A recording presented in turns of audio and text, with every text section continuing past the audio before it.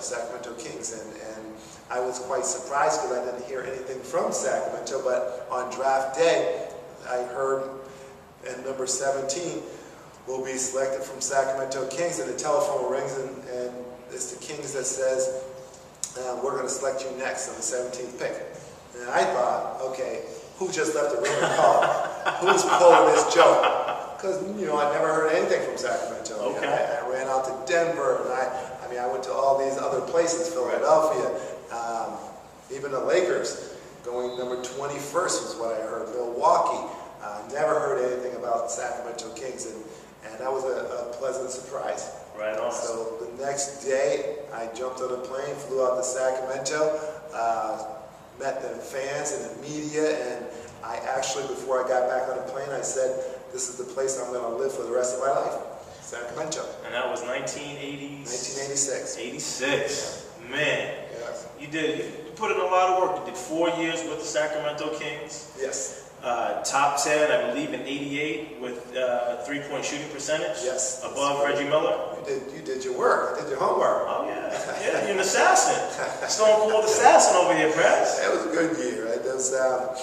One of the things that I'm very proud of is I had a little run my second year with the Kings. I was a player of the week. Who I beat out was Clyde Drexler, one of your favorite, right, and obviously one of everybody's favorite, Michael Jordan. Yes, sir. I tiptoed around them to become player of the week, and it was a very special moment because it was one of those years where we weren't winning a lot of games, but I was putting an awful lot of hours on the court outside of practice with a buddy of mine, Derek Smith, and a couple other guys that really wanted to help me.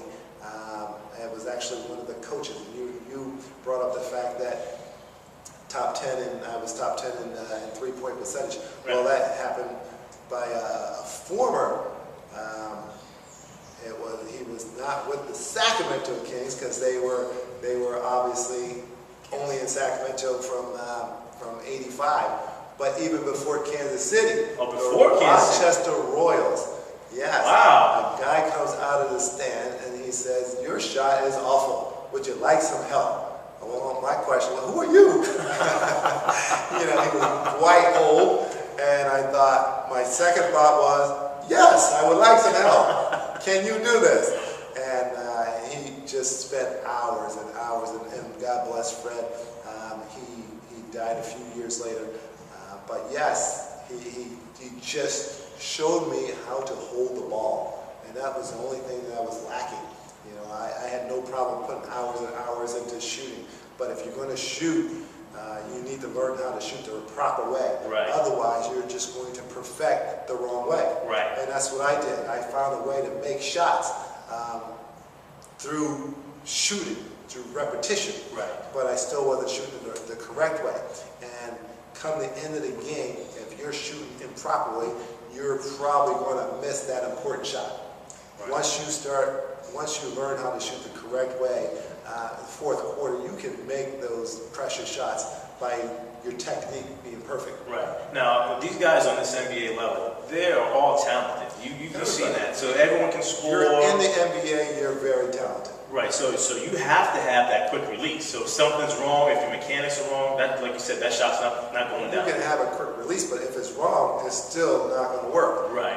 As I said, you can perfect your imperfect shot and get over, meaning you will be able to survive. Right. But if you really want to become good, you want to learn how to shoot the proper way. And that's why Reggie Miller is one of the greatest. He had everything perfect, his form. There's another guy that I played with, Ricky Berry.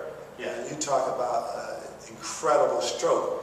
The way he was lined up with his elbow at the target, with his follow through, how quick a release that was. He had just a pretty shot. He could shoot it from 35, 40 feet, and it wasn't a struggle. Right. But he learned from his father, who was a coach at San Jose State, and then with the Kings. Well, he learned at an early age, and that's why it happens for him. My son Bryce, I look at him and I think, wow, what a beautiful shot. Right. Like Bryce had a ball in his hand since he was 6 months old, Right. and he learned how to shoot the proper way. So it's easy for him. And people, boys and girls out there, you can become a great shooter. It doesn't matter who you are. You can become a perfect shooter. You just need a shooting coach that will teach you how to hold the ball, and then the rest of the mechanics. Right. There you go. There you go. Well, I just wanted to give you guys just a brief clip as to what Harold Pressley did. That's NBA. Now, we could take it one more step further. We could talk about his European career. How long did you play over in Europe? 5 years. So where'd you go? Primarily Barcelona, 4 years in Spain, and a year in France. But I consider my career in Europe through Badalona. Juventud Badalona was the team that I played for. That's actually where Ricky Rubio is playing, and everybody knows Ricky Rubio. And He's supposed to be coming over to the Timberwolves, I guess, next year. But he's trying to do his thing right now. Yeah, he's picking it up this year. Last year he kind of laid an egg, but he looks good this year. But I had a tremendous career over there. We won a couple of championships, Spanish League championships over there. Went to the European Cup a couple of times, and we had a lot of fun over there. And actually, after leaving the Kings, I needed a change. Like most people, after 4 years in one city, you kind of are ready for a change. You need to do something different to get that feel back. Unfortunately, while in Sacramento, we didn't win a lot of games, and that really crushed my spirits. I needed to go to a team that had a chance. And going over to Badalona, instantly, when I walked in the door, they said, "You're the piece that we need to win a championship." Right. That just rejuvenated me. That just rejuvenated me. Giving me that incentive to just get out and go work and work and work, like I did back in high school and college. And you just need that change sometimes. And God bless it, the time was perfect for me. I went over there and they really needed me just as much as I needed them. I went to a team that just flat out wanted to win, and that's what we ended up doing. So when you guys were over there, now versus NBA practices versus European, what's the difference? There's no comparison. You work harder over in Europe. Why is that? There's no comparison. Is that because of the 2-a-days? We go 2-a-days. The first one was just go, go, go, go. The second one was, a little bit of go, but a lot of shooting and a lot of repetition and running plays and getting ready for the game. But it was an awful lot of work over in Europe, and I know that I know it's too much. I don't think we should have gone 2-a-days all year long. Right. But I wasn't going to change their ways. Right. This is and I didn't want to. I was very happy to do 2-a-days. Not every day, but I was very happy to be on a team like that enjoyed working. Right. And wanted to improve. We went on a roll where we won 15 straight games to start the season, and that it was so long. The 4 years I was in Sacramento, so long since doing that. We pulled it off in college, and obviously we pulled it off in high school. Right. But it was great to get back to that winning ways. Right. It just really does something for you. And so we went on a run.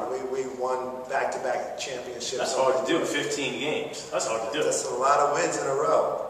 Yeah. I'm not going to tell you how we lost that 16th game. Uh-oh. Yeah, I will tell you. Go ahead. I missed a pressure free throw. What? I missed a free throw to win the game. I'm on the line, and I hit the first one and missed the second one, and we lost by 1. He needs more practice. The guy, for his career, for the professionally, was, I believe, like 79% free throw shooter. Yeah, but I came off of it was a rough, you don't want to make excuses. That's what it sounds like. It was a tough time.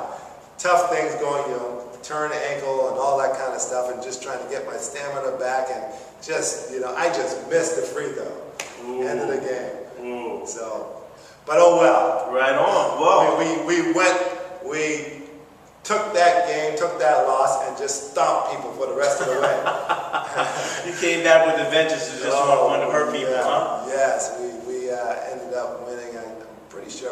Barcelona in a championship, and Barcelona just won it 4 straight years. And, so that was the team to beat. Yeah, it was fantastic because I was completely focused and just went in there and we did our thing.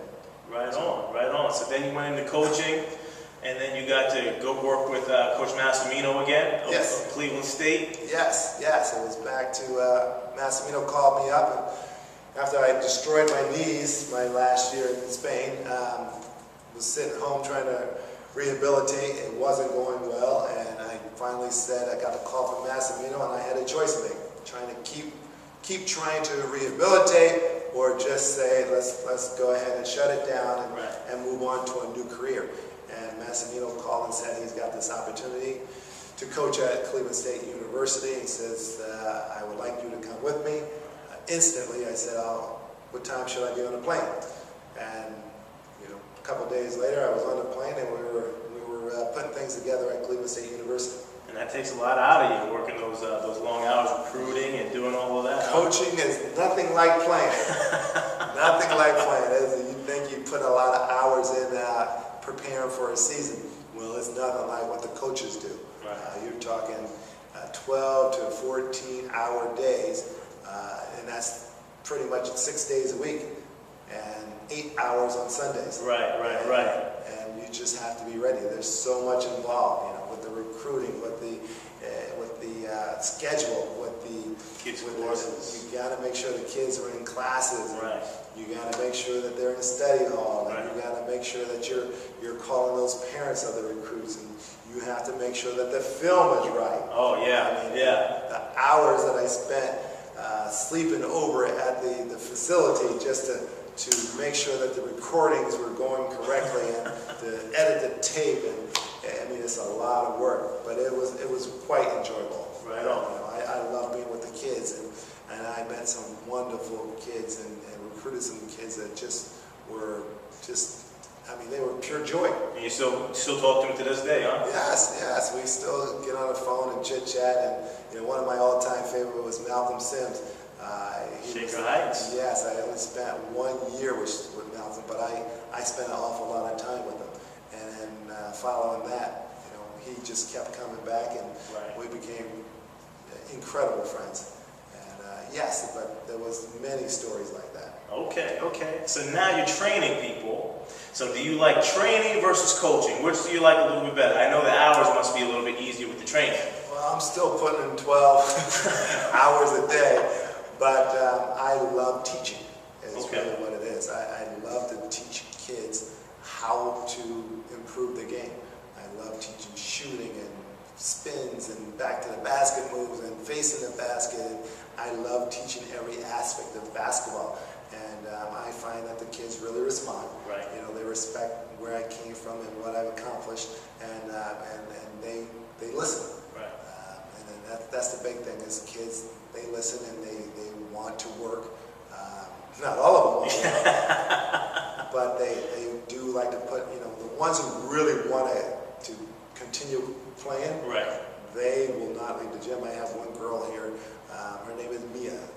Little Mia has been here for about 1.5 years now, and I think I see her 3-4 days a week. Wow. She will leave her game and race over here to get some training.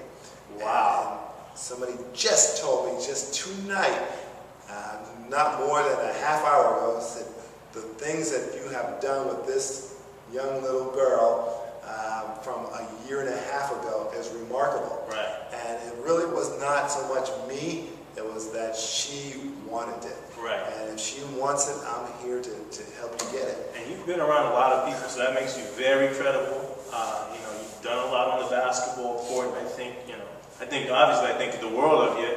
And I think that you've got a gift just to share that with a lot of people. So you have to find it. I think that that's why we're in this world. You have to find out what your gift is and to utilize it. And yes, I believe you're correct. My gift is to deal with people and to help them, not only in basketball, in life. Right. And I'm really pursuing that, and I'm enjoying that pursuit. right on. It's one of life's journeys right there. It's not all about the X's and O's. We're definitely going to get into more and more of what the Kings are going to do on the court. But again, I just wanted to share this guy, Harold Pressley, right here, and what he means to, obviously, Kingscoop.com, but what he means to me. He's an all-right guy, A1 in my book.